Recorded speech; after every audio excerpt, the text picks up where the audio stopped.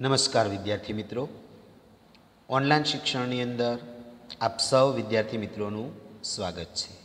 મિત્રો, આજે આપણે ધોરણ 12 વિષય ગુજરાતીની અંદર પ્રકરણ 8 અમરનાથની યાત્રાએ એ પાઠ શરૂ કરવા તરફ જઈ રહ્યા છીએ. મિત્રો, પાઠનું નામ અમરનાથની યાત્રાએ. લેખકનું તો અહીંયા વિનોદિની રમણભાઈ નીલકંઠ એ સ્ત્રી છે. એ લેખકને બદલે આપણે શું કહેવાનું? લેખિકા. લેખિકાનું નામ વિનોદિની રમણભાઈ નીલકંઠ. સાહિત્ય પ્રકાર પ્રવાસ નિબંધ. તો મિત્રો, સૌ પ્રથમ આપણે પાઠની સ્ટોરી જોઈએ. વિનોદિની રમણભાઈ નીલકંઠ એ અમરનાથની યાત્રાએ જાય છે.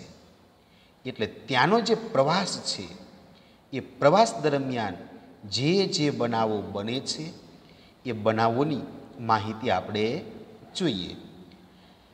લેખિકા કહે છે કે કાશ્મીરમાં પહેલગામથી અમરનાથની યાત્રાએ જતા સૌથી પહેલો પડાવ ચંદનવાડી આગળ કરવો પડે.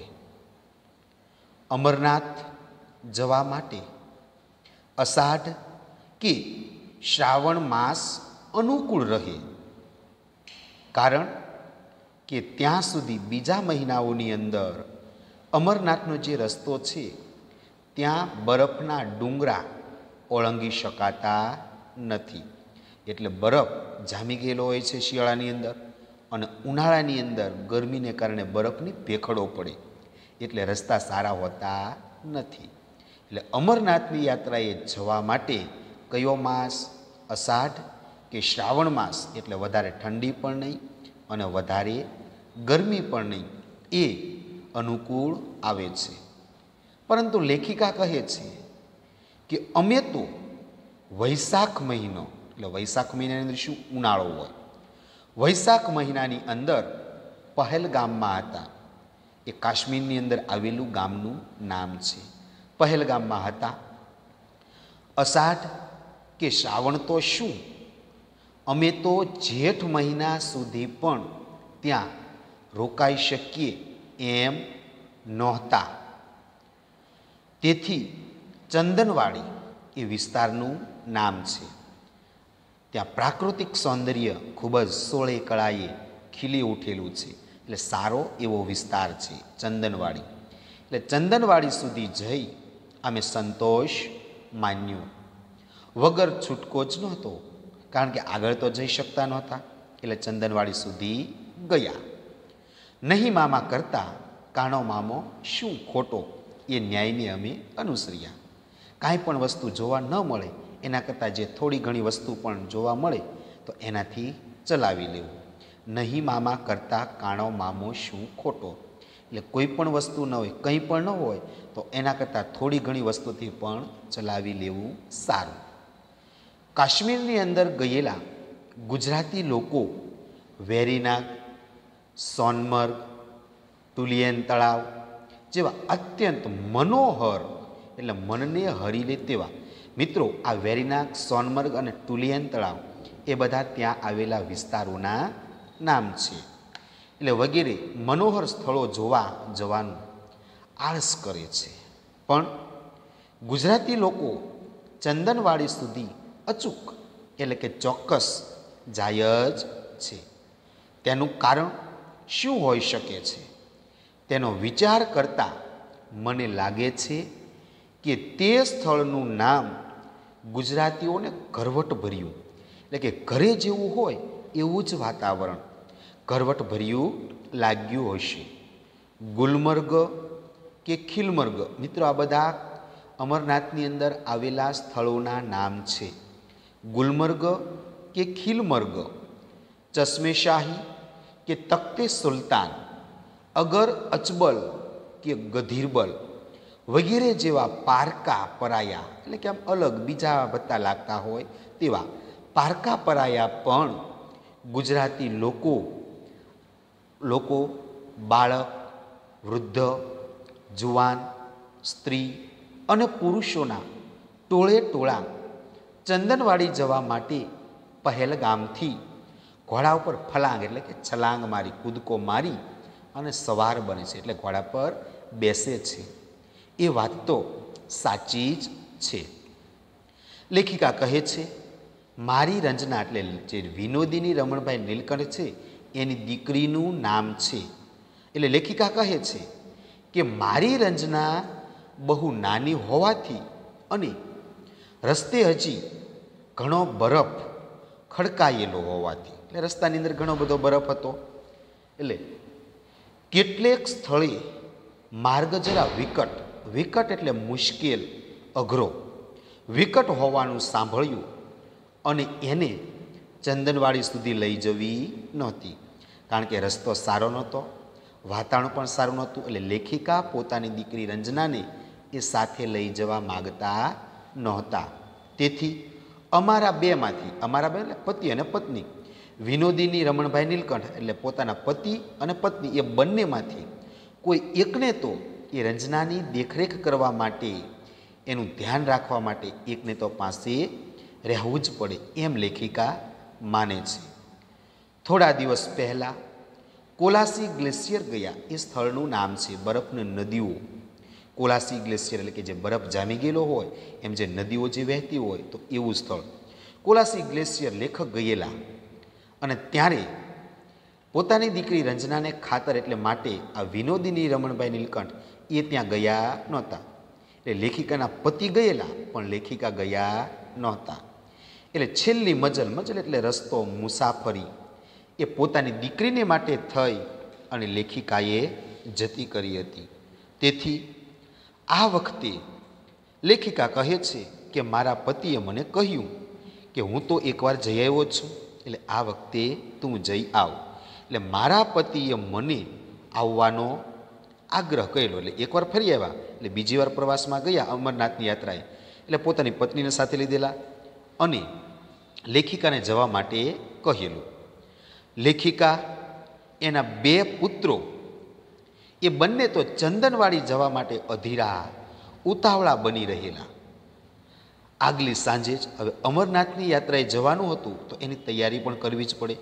એટલે આગલી સાંજે ઘોડા પસંદ કરી લીધા, કારણ કે ત્યાં પગે ચાલીને આપણે જઈ શકીએ નહીં, ઘોડા પર બેસી જ અને આપણે જઈ શકીએ. એટલે આગલી સાંજે ઘોડા પસંદ કરી લીધા. અમે ત્રણેય ઘોડે સવારીની આવડતવાળા, એટલે ઘોડા પર કઈ રીતે બેસવું એનું એને ધ્યાન, એનો ખ્યાલ હતો.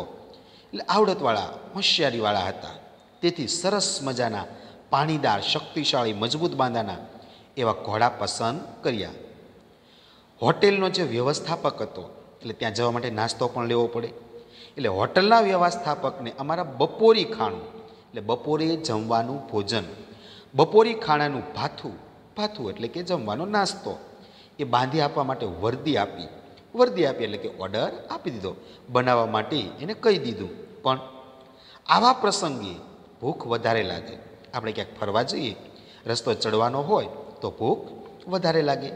એટલે આવા પ્રસંગે ભૂખ વધારે લાગે એટલે હોટલવાળા હંમેશા ઓછું જ ખાવાનું આપે, એટલે નાસ્તો પૂરેપૂરો આપે નહીં. અને એવો અનુભવ આ લેખિકાને પહેલાં પણ ગયેલા ત્યારથી છે. એટલે એ સાંજે એટલે સાંજના સમયે એ પહેલગામના હલવાઈઓ, જે કંદોઈની જે દુકાન હોય, જે મીઠાઈવાળાની જે દુકાન છે એને હલવાઈ કહેવાય. હલવાઈઓને થોડું ઘણું ખટવ્યા એટલે કમાવ્યા. એટલે જે હલવાઈની દુકાને ગયા ત્યાંથી બધી વસ્તુ લીધી અને આવી રીતે એ કમાઈ ગયા.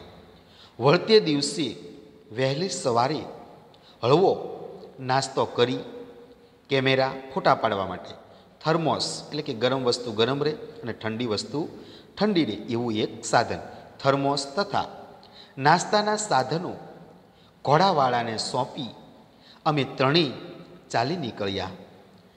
પહેલગામથી શરૂઆતથી જ શેષ નદીના કાંઠે થઈને રસ્તો ચાલતો. લેખિકાને એ અમરના ચંદનવાડી સુધી જવા માટે નીકળે છે. તો તે રસ્તાની બાજુમાં શેષ નામની નદી છે. એટલે રસ્તાની કાંઠે શેષ નદી એ હતી અને શેષ નદીના કિનારે જ રસ્તો ચાલતો હતો. કાશ્મીરના વૈશાખ એટલે ત્યાં બેસી ચૂકેલી વસંત ઋતુ. કાશ્મીરની અંદર વૈશાખ મહિનો એટલે શું? આપણે જેમ વસંત ઋતુ હોય અને વસંત ઋતુની અંદર સોળે કળાએ વૃક્ષો વનસ્પતિઓ ખીલી ઉઠે એમ ત્યાંનું કુદરતી સૌંદર્ય જોવા મળે છે. નદી કાંઠે એવી અભિરાય વનરાય એટલે કે ખૂબ જ સુંદર વનરાય હતી, એટલે કે વૃક્ષો હતા. સેવ એટલે કે સફરજન. સફરજનના વૃક્ષ ઉપર દૂધ જેવા ધોળા ફૂલના ગુચ્છા એટલે કે ગોટાઓ. સફરજનના જે ફૂલ હોય એ સફેદ કલરના ધોળા હોય, એટલે સફરજનના વૃક્ષ પર સફરજનના ધોળા ફૂલના ગુચ્છા ખીલી ઉઠ્યા હતા.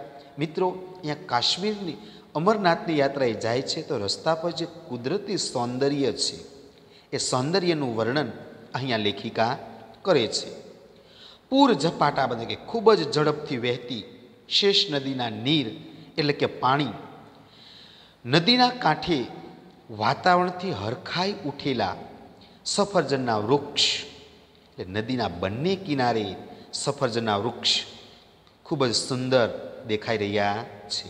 એક અંગ્રેજી કાવ્ય પંક્તિ લેખિકા કહે છે કે મારા મનમાં વારંવાર રટણ કરી રહી છે, અને એ અંગ્રેજી પંક્તિ છે a thing of beauty is joy forever. એક લેખકની પંક્તિ શું છે? A thing of beauty is joy forever. એનો અર્થ થાય છે કે સૌંદર્યની વસ્તુ હંમેશા માટે આનંદી છે. સૌંદર્યની વસ્તુ હંમેશા માટે કેવી? આનંદી હોય છે. ત્યારબાદ ત્યાંનું વર્ણન લેખિકા કરે છે શેષ નદીનું, કે નિશાળનો ઘંટ વાગી જાય એટલે કે બેલ પડી જાય, ઘંટ વાગી જવાની બીકે ઉતાવળથી નિશાળ તરફ ધસતી કે દોડતી, વાયરાથી એટલે કે પવનથી ઉડી જતી પોતાની ઓઢણી એટલે કે ચૂંદડીને ખેંચી પકડવા મથતી મુગ્ધા એટલે કે કુમારી કન્યાઓની યાદ આપતી, ઉજળા નિર્મળા ઉછાળા મારતા ઉતાવળમાં વહી જતી પાણીવાળી શેષ નદી વહી રહી હતી. અને નદીને જમણે પડખે રળિયામણી એટલે કે ખૂબ જ સુંદર ટેકરીઓ, એટલે કે ડુંગરાળ વિસ્તાર છે એટલે ટેકરીઓ, અને ટેકરીઓની ઉપર પાઇનની ઝાડની ગીચ જાળીમાં, પાઇન કે જ્યાં પાણી ભરેલું હોય ત્યાં આ વનસ્પતિ જોવા મળે છે. એટલે પાઇનના ઝાડ ગીચ જાળીમાં થઈને, ગીચ જાળી એટલે કે જે જંગલ હોય, વેલા પાંદડા વૃક્ષોથી જે વીંટળાયેલો જે વિસ્તાર છે તો એને કહેવાય ગીચ જાળી.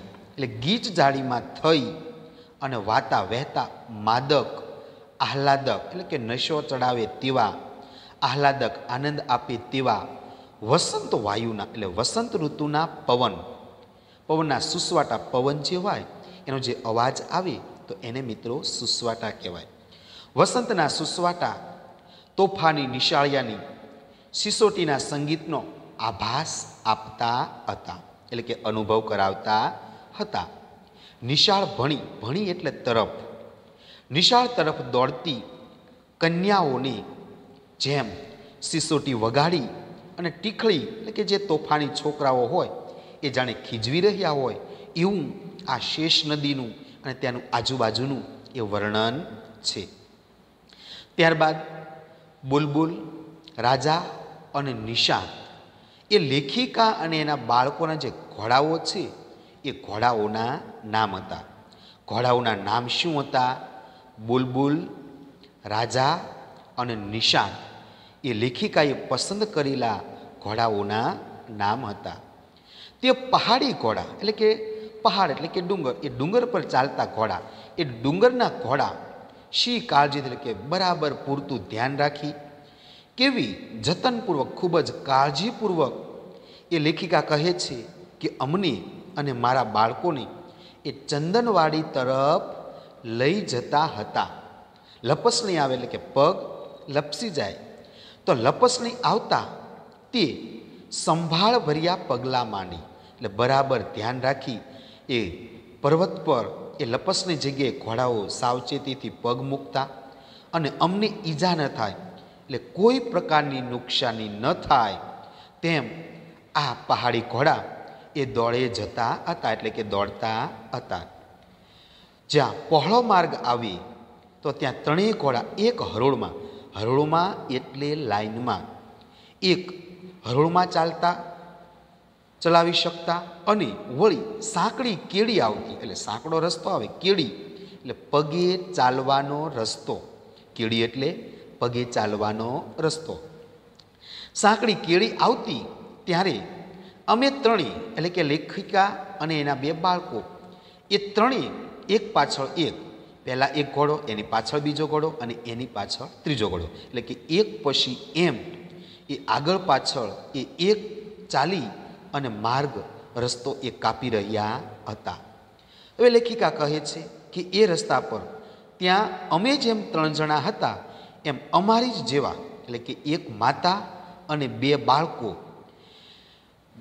માતા અને 2 પુત્રોની ત્રિપુટી, એટલે કે 3 જણાનો સંગમ, 7, 3 વ્યક્તિઓ હોય તો એને શું કહેવાય? ત્રિપુટી. એટલે લેખકને પણ કેટલા હતા? 3. વિનોદિની નીલકંઠ, એના 2 બાળકો, એટલે એ ત્રિપુટી પણ કહેવાય. અને બીજા 2 ત્રિપુટી, એક માતા અને એના 2 બાળકો, એટલે બીજી 2 ત્રિપુટીનો ભેટો થઈ ગયો, એટલે કે ભેગા થઈ ગયા.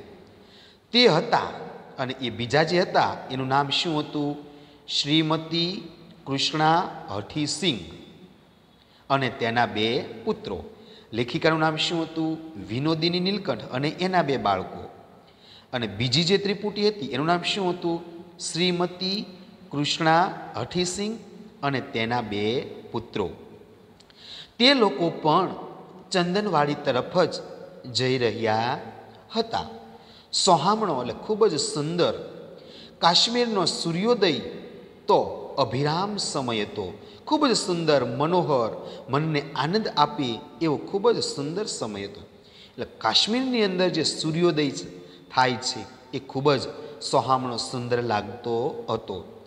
એટલે કાશ્મીરનું અહીંયા વર્ણન કરેલું છે. મિત્રો, કાશ્મીરની અંદર કેવું વાતાવરણ હતું તો એ, અને હવા, તો હવા તાજગીથી ભરપૂર, એકદમ ફ્રેશ, ખૂબ જ તાજગીથી યુક્ત તાજી હવા હતી. અને આખી કુદરત વસંત વાતાવરણથી ઘેલી બની આનંદમગ્ન હતી.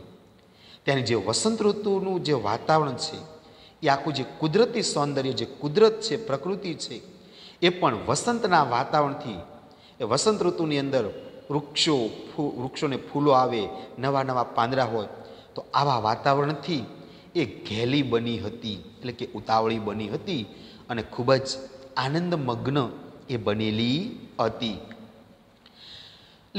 લેખિકા કહે છે કે અમે ત્રણેય પણ તે જ વાતાવરણથી મસ્ત બનતા હતા. વાતાવરણ ખુશનુમા હતું, એટલે લેખિકાને એ પણ ખૂબ જ મસ્ત બની રહ્યા હતા, હસતા હતા, ગીતો ગાતા હતા, વાતો કરતા હતા. અને ક્યારેક સંસ્કૃત કવિઓએ જે વસંત ઋતુનું વર્ણન કર્યું છે, જે હિમાલયના નદીઓના જે વર્ણન કરેલું છે, તો એવા વર્ણનાત્મક શ્લોકોનો ઉચ્ચાર કરતા એ ચંદનવાડી તરફ એ 3 જણા પોતાના ઘોડાઓ દોડાવી રહ્યા હતા.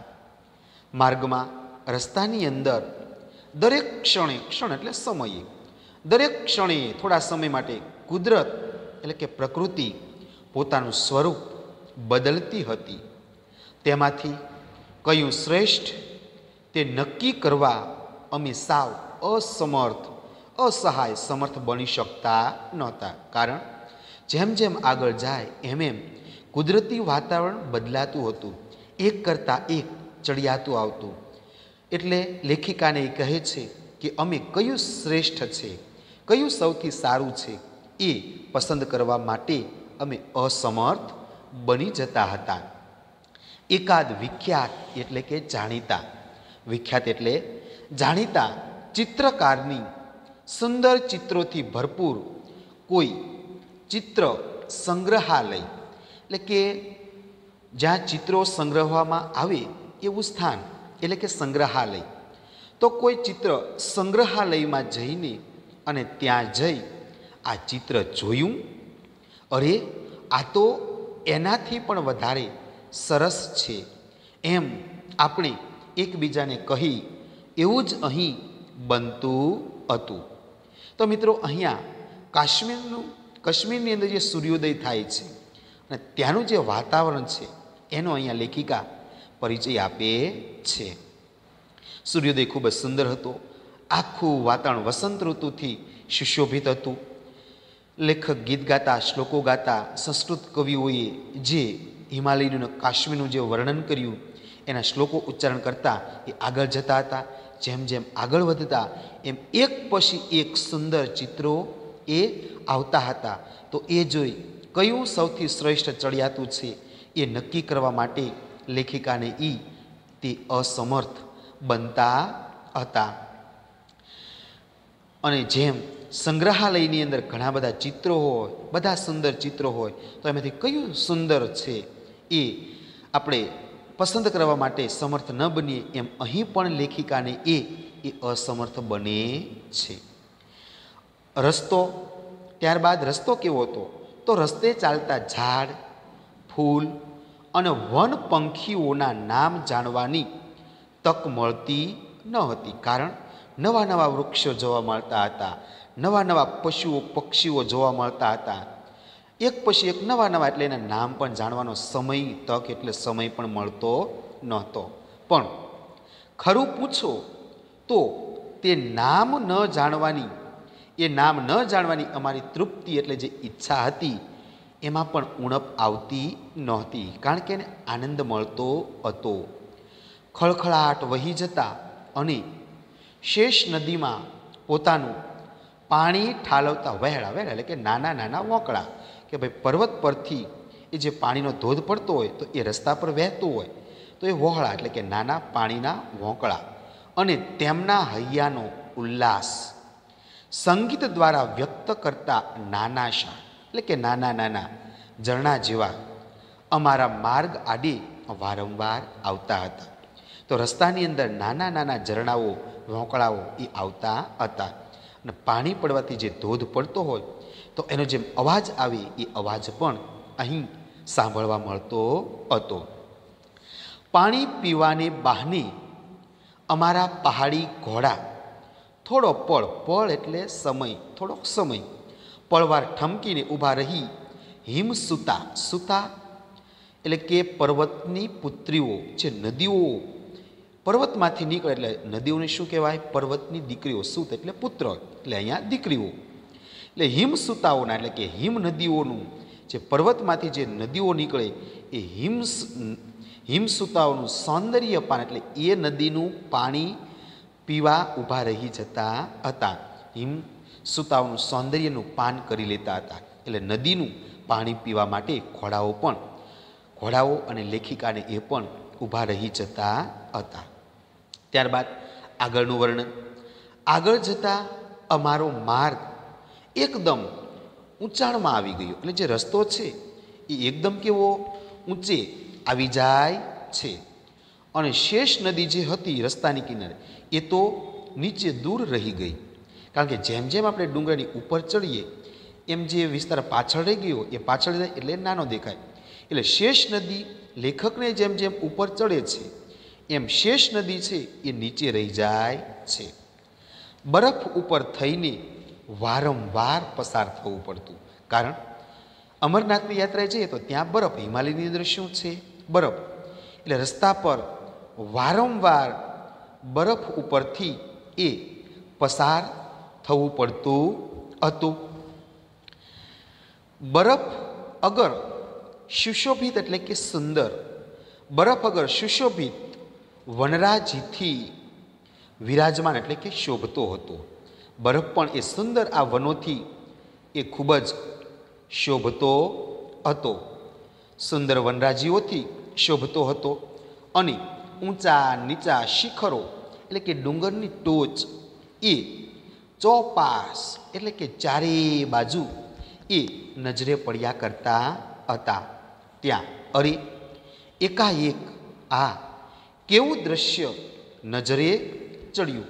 તાજુબ બનીને એટલે કે નવાઈ પામીને, જાણે સંકેત કરી ન મૂક્યો હોય, સંકેત એટલે કે ઈશારો, જાણે કોઈ ઈશારો ન કરી મૂક્યો હોય એમ અમે ત્રણેય એકી સાથે ઘોડા થંભાવી ઊભા રહી ગયા. એટલે ઘોડાને થોભી અને ત્યાં ઊભા રહી ગયા, કારણ કે કુદરતી સૌંદર્ય હતું સારું એટલા માટે.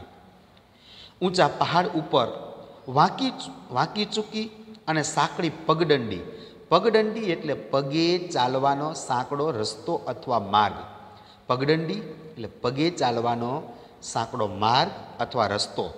પગદંડી ઉપરથી અમારો માર્ગ ચાલ્યો જતો હતો.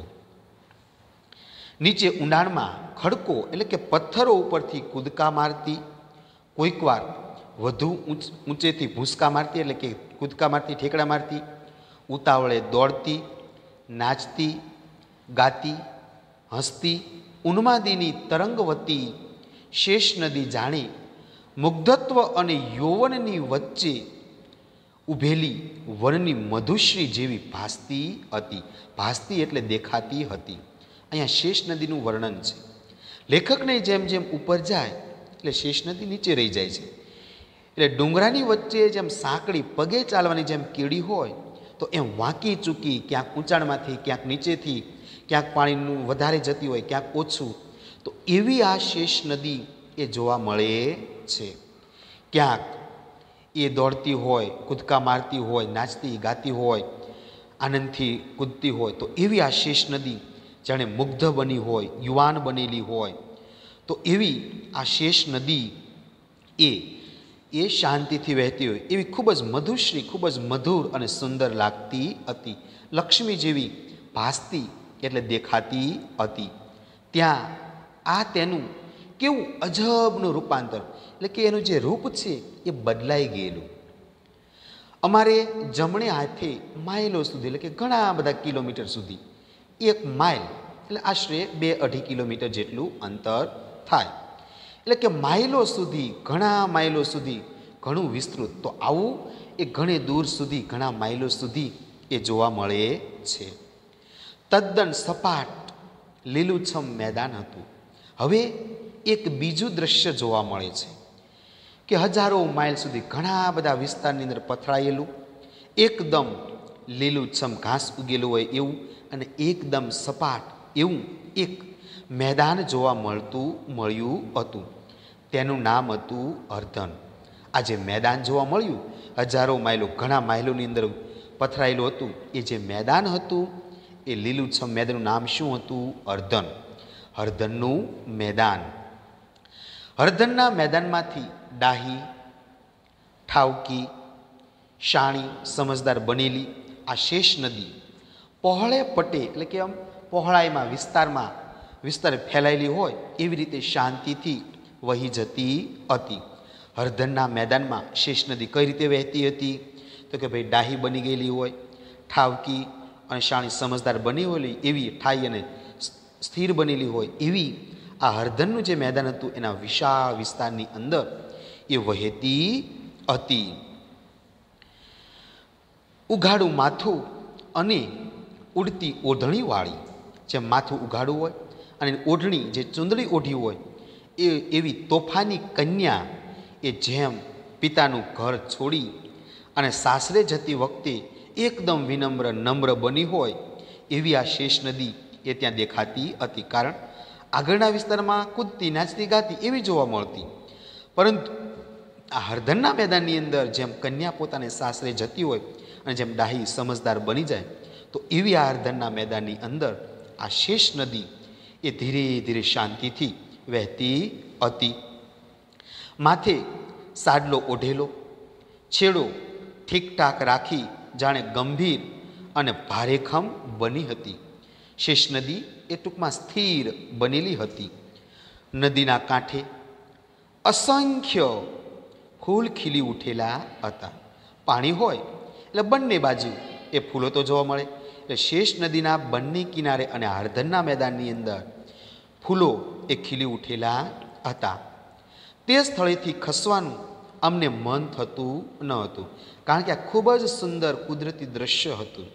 આપણે પણ સારું દ્રશ્ય હોય તો એ જોવા માટે આપણે ઊભા રહી જઈએ. એટલે લેખિકાને અને એના બાળકોને અહીંયાથી ખસવાનું મન થતું નહોતું. કેમેરા તો સાથે લીધેલા જ હતા. એટલે કેમેરાથી આ હળદરના મેદાનના, શેષ નદીના એણે તસવીર એટલે કે ફોટાઓ ખેંચ્યા. તે અજોડ સૌંદર્ય એટલે કે જેની જોડ જડે નહીં એવું આ સૌંદર્ય એ કચકડાની ફિલ્મ ઉપર જકડી લેવાના મિથ્યા એટલે નકામા પ્રયાસ કરવા મારા સુકુમાર તથા જગદીપ, લેખિકાના બંને પુત્રોના નામ છે. વિનોદીની લીનકંઠ છે, એના બંને પુત્રોના નામ શું છે? સુકુમાર અને જગદીપ. વિનોદીની રમણભાઈ નીલકંઠ છે, એના બંને પુત્રોના નામ શું હતા? તો સુકુમાર અને જગદીપ. એ લેખિકાના બંને પુત્રો સુકુમાર અને જગદીપ એ કેમેરાની અંદર એ હળદરના મેદાનના અને શેષ નદીની તસવીર ફોટાઓ પાડવા લાગ્યા. હરગઢના તે મેદાન ઉપર તંબુઓ તાણી અને વસવાટ કરવાની શક્યતા વિશે અમે ખૂબ હવાઈ કિલ્લા બાંધ્યા. લેખિકાને એને વિચાર આવ્યો કે આ વાતાવરણની અંદર અમે રહી જઈએ, તંબુ બાંધીને અહીંયા જ રોકાઈ જઈએ. તો એવા મનમાં મિથ્યા નકામા વિચારો કરવા લાગ્યા. અમારા પાંચમાંથી એટલે લેખિકા, વિનોદિની રમણભાઈ નીલકંઠ, એમના પતિ અને એના 3 બાળકો સુકુમાર, જગદીપ અને રંજના, એટલે 5નો પરિવાર થયો. એટલે કહે છે કે અમારા 5માંથી 2 જણને, 2 જણ એટલે કોણ? લેખિકાના પતિ રમણભાઈ અને એની દીકરીનું નામ શું હતું? રંજના. એ બંને ક્યાં હતા? ત્યાં હોટલમાં જ હતા. એટલે એ અમારા 5માંથી 3 તો અહીંયા હાજર હતા, પણ 2 ગેરહાજર હતા, એટલે ઘેરે હતા. એટલે અમારા 5માંથી 2 જણને આ અલૌકિક શોભાભર્યું દ્રશ્ય એ જોવાનું રહી ગયું.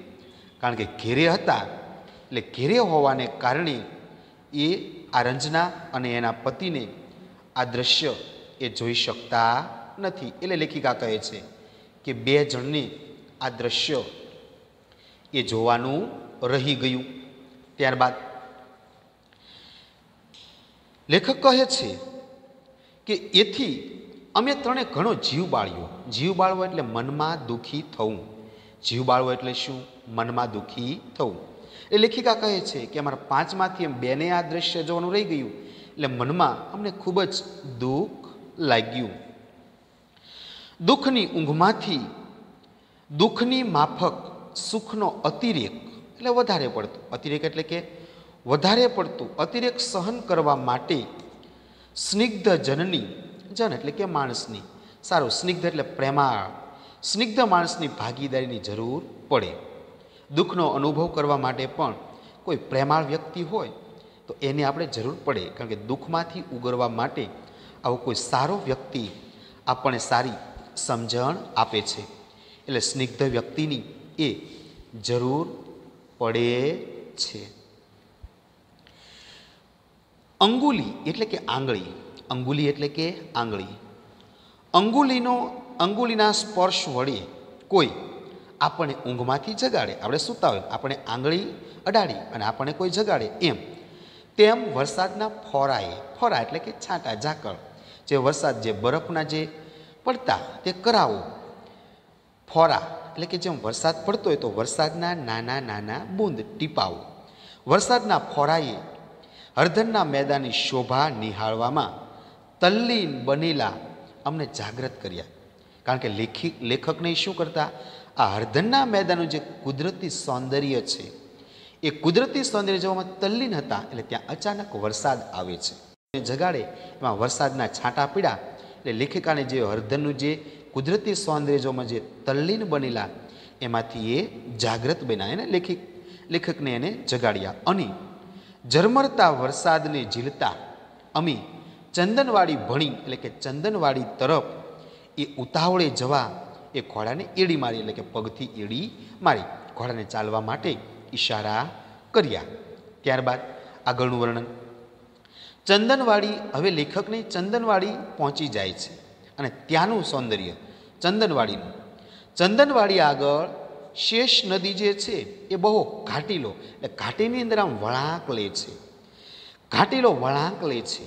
ત્યાં નદી તટે એટલે નદીના કિનારે અમરનાથના યાત્રાળુઓ, એટલે જે અમરનાથની જાત્રાએ જે જાય એ લોકો એ ત્યાં એ છાપરા બાંધેલા છે અને થોડા ઘણા ચા ઘર પણ નજરે પડે છે.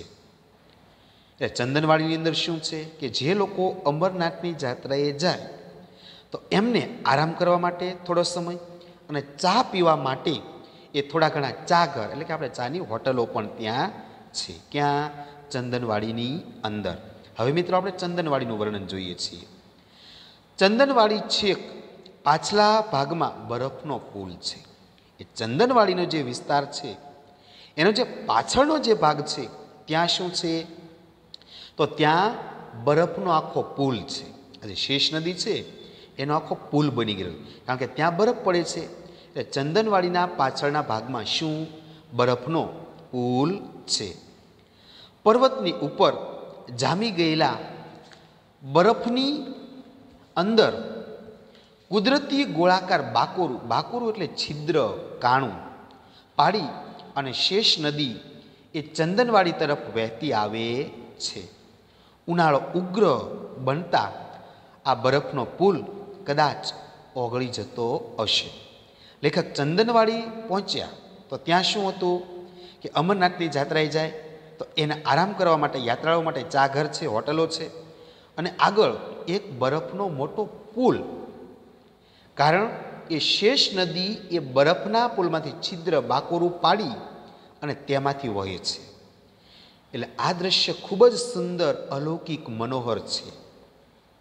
અને એ બરફના પુલમાંથી શેષ નદી છિદ્ર બાકોરું પાડી અને તેમાંથી નીકળે છે.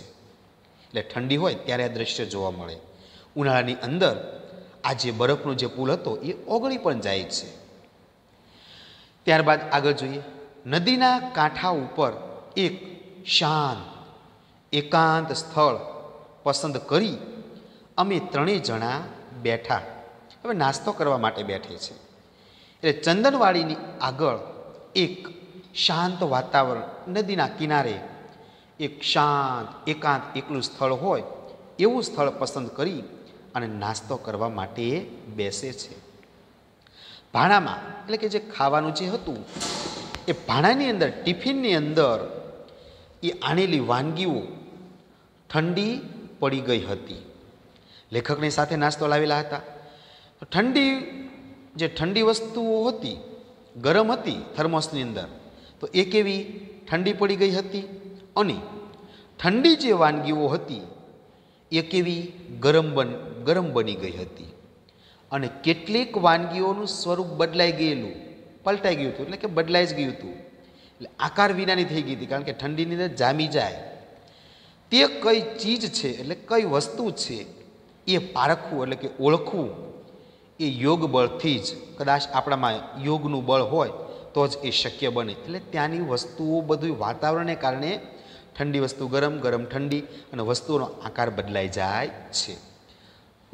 દરરોજ ભાવતું ન ભાવતું ચિકાશ કરનારા બંને છોકરાઓ તે દિવસે તાજી હવામાં ઘોડાદોડની, એટલે કે ઘોડાદોડની લાંબી મજલ કે લાંબી મુસાફરી કરીને થવાથી તે વિચિત્ર અને નામ ન આપી શકાય તેવું ભોજન આનંદથી આરોગી ગયા. ઘણીવાર આપણે ઘરે હોઈએ ત્યારે આ વસ્તુ નથી ભાવતી, તે વસ્તુ નથી ભાવતી, એવા નખરા કરીએ, પણ જ્યારે થાકી ગયેલા હોય ત્યારે ગમે તેવી વસ્તુ હોય ને તો એ પણ ખાઈ જઈએ. તો અહીંયા લેખિકાના બંને એ દીકરાઓ છે એ પણ ઘરે ચિકાશ કરતા, પણ અહીંયા તો એ બધી જ વસ્તુઓ એ ખાઈ જાય છે. વળી પાછો વરસાદ થયો. હવે જમી લીધું અને એમાં પાછો વરસાદ થયો. કોણ જાણે ક્યાંથી કાળા ભમ્મર જેવા વાદળા દળ બળ દોડતા આવી અને આકાશના ગુંબજમાં, ગુંબજ એટલે કે ગોળ આકારના, ઘુમ્મટ આકારમાં, તો આકાશ મિત્રો આપણે જોઈએ તો આમ ઘુમ્મટ આકારનું આપણે દેખાય છે, કારણ કે ફરતી આપણી ચારેય બાજુ છે એ આમ પૃથ્વીને સ્પર્શ કરતો એવું દેખાય, એટલે કે ઘુમ્મટ જેવો આકાર દેખાય છે. એટલે આકાશના ગુંબજમાં પથરાઈ ગયા, એટલે કે આકાશની અંદર વાદળાઓ થઈ ગયા, વરસાદનું વાતાવરણ થઈ ગયું અને વરસાદ તૂટી પડ્યો. ઝપાટા બંધ. પાછા ન જઈએ તો જે રસ્તાની અંદર જે સાંકડા જે વહોળાઓ આવેલા, એ સાંકડા વહેળાઓ પહોળા અને વેગથી વહેતા બની જાય. એટલે કે વરસાદ આવે એટલે પાણી તો આવવાનું, એટલે પાણીનો પ્રવાહ વધે, એટલે જે સાંકડા જે વહેણકાઓ હતા એ કેવા મોટા બની જાય, વહેળા બની જાય તો તે ઓળંગવા અઘરા મુશ્કેલ પડી જાય. વળી પહાડ એટલે કે પથ્થર ઉપરથી ઉભડક ઢોળાવાળા, એટલે કે એકદમ ઉભડક બેઠા હોય એવા ઢોળામાંથી કોરી કાઢેલી પગથીઓ, એટલે કે સાંકડી કેળીઓ લપસણી બની જાય. ડુંગરની અંદર કોરી કોરીને રસ્તાઓ બનાવેલા, એ પણ સાંકડા હતા, એ પણ કેવા લપસણા બની જાય, તો તે પણ ઓળંગવા કેવા અઘરા બની જાય છે. અને કદાચ ઘોડાના પગ સરી જવાનો પણ સંભવ રહે. હવે કાદવ કીચડ હોય તો આપણે પણ લપસી જઈએ, એમ પાણીની અંદર ઘોડાના પગ પણ લપસી જવા એ સંભવ બને ખરો. એટલે પહેલગામ પાછા પહોંચી જવા અધીરા, એટલે કે ઉતાવળ થઈ. એટલે રસ્તો વિકટ મુશ્કેલ બને એના કારણે વહેલા ઘરે પહોંચી જવું એમ લેખિકા માનતા. એટલે ઘર ભણી હવે ચંદનવાડીથી એ ઘર બાજુ એ ફરી પાછા આવે છે. એટલે પોતાના ઘર ભણી જવાનું હોવાથી બુલબુલ રાજા અને નિશાંત, બુલબુલ રાજા અને નિશાંત એ શું છે? ઘોડાઓના નામ. એ ઝડપભેર દોડવા રાજી થઈ ગયા. એટલે હવે લેખિકાને ચંદનવાડીથી પહેલગામ જ્યાં એ રોકાયા હતા, એટલે અમરનાથ જઈએ એટલે પહેલગામ તો રોકાવું જ પડે, તો એ ત્યાં પહેલગામ તરફ પાછા આવવા માટે ઝડપભેર દોડવા માટે રાજી થઈ ગયા. વરસાદમાં પલળવાની અમને તો મજા આવતી હતી. વરસાદમાં નાવાની મિત્રો બધાને મજા આવે. એટલે લેખિકા અને એના બંને પુત્રોને એ વરસાદમાં પલળવાની ખૂબ મજા આવતી હતી. માત્ર સાથે એણે જે કેમેરા જે લીધેલા હતા, એ કેમેરાની અંદર પાણી ન પેસી જાય એનું એક લેખકને એને ચિંતા હતી. વરસાદમાં પડવાની મજા તો હતી, પણ કેમેરાની અંદર જો પાણી પેસી ગયું તો કેમેરા બગડી જાય. કેમેરાની અંદર પાણી ન પેસી જાય એની ચિંતા હતી. જેને અમે ઝરણાને સ્વરૂપે જોયા હતા, જ્યારે ચંદનવાડી આવતા હતા તો વચ્ચે જે નાના નાના જે ઝરણાઓ જોવા મળતા હતા, એ ઝરણાઓ જો અત્યારે બદલાઈ ગયા. તો એ ઝરણાને સ્વરૂપે અમે જોયા હતા, એ તો થોડા કલાકમાં આ ધસમસ એટલે કે ફૂલ ઝડપથી વહેતા એવી નદીના રૂપમાં પલટાઈ ગયા હતા. જ્યારે જતા હતા ત્યારે નાના નાના ઝરણા હતા, એ અત્યારે કેવા નદીના સ્વરૂપમાં બદલાઈ ગયા. એટલે વરસાદ થવાને કારણે, પાણીના પ્રવાહને કારણે આ ઝરણાઓ એ નદીના પ્રવાહની અંદર ભળી ગયા, એટલે નદીનું સ્વરૂપ લીધું. અરઘનનું જે પથરેલું જે વિશાળ મેદાન હતું, એ મેદાન પણ રૂપ પલટો કરી બેઠું, એ પણ બદલાઈ ગયું. અને આ વખતે શેષ નદીના પ્રવાહની સાથે સાથે જતા હતા. હવે જે હરધનનું જે મેદાન હતું એમાં પણ પાણી અત્યારે શેષ નદીમાં જેમ જતું હતું એવી જ રીતે જતું હતું. વરસાદ જેવો સમાન ભેરું, ભેરું એટલે મિત્ર, વરસાદ જેવો સમાન મિત્ર મળી જવાથી શેષ નદી જાણે વધી ઉલ્લાસવતી, એટલે કે આનંદવાળી બની ગઈ હતી. નદી એક તો એનો વરસાદ, આપણે પણ સાથે કોઈ મિત્ર હોય તો આનંદથી જઈએ, એકલા હોય તો શાંત હોય. એમ અત્યારે વરસાદ આવ્યો એટલે શેષ નદીનું જે પાણી છે એ શેષ નદીનું પાણી પણ ઝડપથી જાય છે. એટલે શેષ નદીને વરસાદ જેવો મિત્ર મળે છે અને એના કારણે આ શેષ નદી ખૂબ જ આનંદ ઉલ્લાસવાળી બની ગઈ અને ઝડપથી વહેતી હતી. લેખકને આગળ આવે છે મારતે ઘોડે, એટલે કે ઘોડાને દોડાવતા. મારતે ઘોડે એટલે કે ઘોડા ઉપર દોડતા, ઘોડા ઉપર બેઠેલા અને ધોધમાર ખૂબ જ વરસતા વરસાદની અંદર લેખિકાને એ પહેલગામ પહોંચે છે. જ્યારે પહેલગામ પહોંચ્યા ત્યારે અમારા લેખિકાને કહે છે કે અમારા શરીર પર એક તસુ, એટલે કે જરા અમથી જગ્યા, પણ તસુ એટલે થોડી જગ્યા, એક તસુ પણ એ જગ્યા પણ કોરી રહી નહોતી, કારણ કે વરસાદની અંદર આખા પલળી ગયા હતા. નવી જગ્યાઓ જોવામાં, કુદરતનું ન્યારું અલગ જ પ્રકારનું રૂપ ભાળવાના ઉમંગમાં, આનંદમાં એ થાક નહોતો લાગ્યો. આપણે પણ મિત્રો સારી સારી વસ્તુ જોઈએ ને તો આપણને પણ થાક લાગે નહીં, પણ પહેલગામ હવે પહોંચી ગયા. હવે પોતે જે પહેલગામ રોકાયા હતા એ પહેલગામ પહોંચી ગયા. પછી કપડાં બદલ્યા, ભીના થયેલા હતા એટલે વરસાદની પલળેલા કપડાં બદલ્યા અને ગરમા ગરમ કોફી પી અને ઓઢી પોઢીને અને પછી એ પલંગની અંદર સૂઈ ગયા. અને એ પછી સૂવાની જે મજા છે, એનું જે સુખ છે એ અલગ જ પ્રકારનું ખૂબ જ સુખદ લાગે છે. તો આવું સુખ અનુભવવું એ પણ એક પ્રકારનો આનંદ જ છે.